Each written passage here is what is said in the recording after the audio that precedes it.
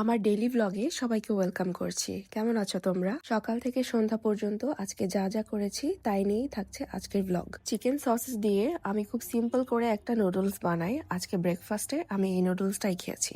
এরপরে খেয়েছি চা, আরো খেয়েছি এই বাটার বান। বাটার বান আমার ভীষণ প্রিয়। ডিনারে ভাতের বদলে খাওয়ার জন্য কিছু লাল আটার রুটি বানিয়ে নিচ্ছিলাম। আমার বাসায় যিনি কাজ করেন উনি আবার খুব ভালো করে রুটি বানাতে পারেন। তো উনি আমাকে সুন্দর করে রুটিগুলো বানিয়ে ছেঁকে তারপরে ঠান্ডা করে দিয়েছে। এখন আমি এগুলো বক্সে ভরে নিয়েছি।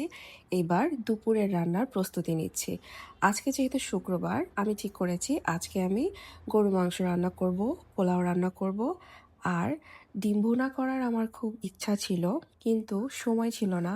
যেহেতু আজকে আমি রান্নাবান্না অনেক দেরি করে স্টার্ট করেছি, তো আমি ডিমটাকে জাস্ট হলুদ আর লবণ দিয়ে একটু ভেজে নিয়েছি। এরপর টমেটো, ক্যাপসিকাম, পেঁয়াজ, কাঁচামরিচ আর ধনিয়া পাতা দিয়ে আমি একটা সালাদ বানিয়েছিলাম।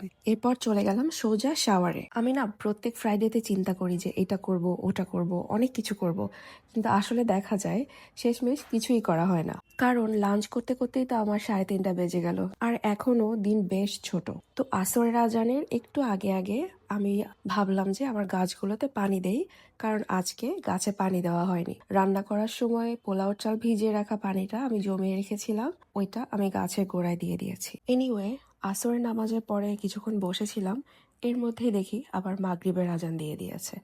আজকে আমি বাখর জ্বালিয়েছিলাম। বসন্তকাল তো চলেই এসেছে। আমার বেডরুমের বড় জানালাটা খুলে দিয়েছিলাম। আমার রুমের মধ্যে অনেক সুন্দর বাতাস আসছিল।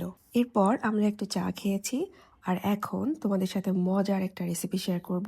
এই খাবারটা আমি প্রায় আমার বাচ্চাদের জন্য প্রিপেয়ার করি। প্রথমে প্যান গরম করে এরপরে তেল দিতে হবে। তেল দেওয়ার পরে সসেজ ফ্রাই করতে হবে। আমি যে নাস্তাটা তৈরি করছি এটার পার পিসের জন্য একটা করে সসেজ লাগবে। তো আমি 3টা প্রিপেয়ার করব, তাই আমি 3টা সসেজ ফ্রাই করে নিয়েছি।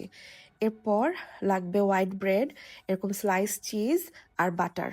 আমার একটা স্যান্ডউইচ মেকার আছে, যেটা আমি অনেক বছর আগে অনলাইনে কিনেছিলাম, কিন্তু তোমরা চাইলে নর্মাল স্যান্ডউইচ মেকারে বা চুলাতেও এমনিতে বানাতে পারো। টেস্টের কোনো চেঞ্জ হবে না, হয়তো শেপটা একটু অন্যরকম হবে।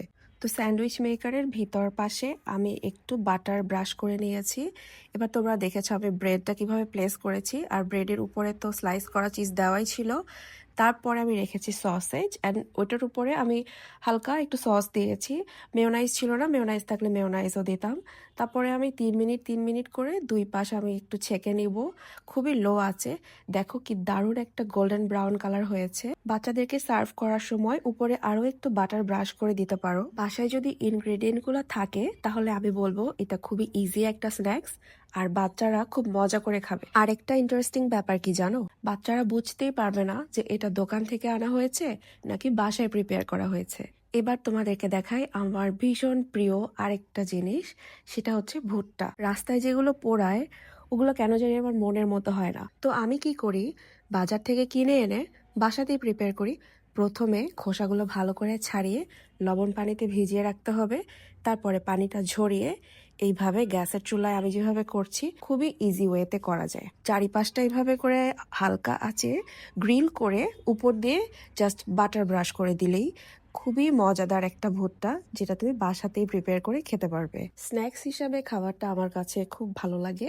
তোমাদের কার কার এটা পছন্দ আমাকে কমেন্ট করে জানাবে। এনিওয়ে, আমি কিন্তু আবার কাজ কম জমিয়ে রাখিনি। ধনিয়ার গুঁড়া শেষ হয়ে গিয়েছিল, কাজটা ফ্রাইডেতে করব বলে রেখে দিয়েছিলাম। তো আমি গরম তাওয়ায় ধনিয়াটা কিছুক্ষণ টেলে নিয়েছি, তারপরে একটু ঠান্ডা হওয়ার পরে আমি ব্লেন্ড করে নিচ্ছি। বাজারে যেসব প্যাকেটের ধনিয়ার গুঁড়া পাওয়া যায় ওইটার টেস্টের সাথে এইটার টেস্টের কিন্তু আকাশ পাতাল পার্থক্য। আমি অল্প পরিমাণে করে দেখে আর মেশিনে ভাঙানোর জন্য পাঠাই না, কারণ আমার বাসায় অল্প অল্প করে আমি ব্যবহার করি, শেষ হয়ে গেলে আবার ফ্রেশ আমি ব্লেন্ড করে নেই। এরপর আমি একটু করে পেঁয়াজও ব্লেন্ড করে নিয়েছি। এনিওয়ে, শুক্রবার কিন্তু এখনো শেষ হয়নি, এর মধ্যে অনেক কাজ করে ফেলেছি।